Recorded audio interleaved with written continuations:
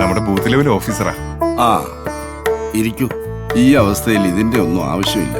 Vote ചെയ്യാൻ പോവാന്ന് പറഞ്ഞാൽ എനിക്ക് മാത്രമല്ല, അതെല്ലാവർക്കും ബുദ്ധിമുട്ടാവും. പോകണമെന്നാര് പറഞ്ഞു?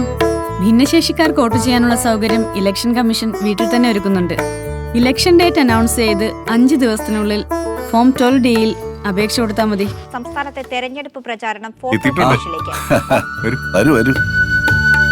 ഉള്ള സൗകര്യത്തിലൊക്കെ അത് ഇരിക്കാം. സാറില്ല സാർ, ഇതിപ്പോ പോളിംഗ് ബൂത്ത്.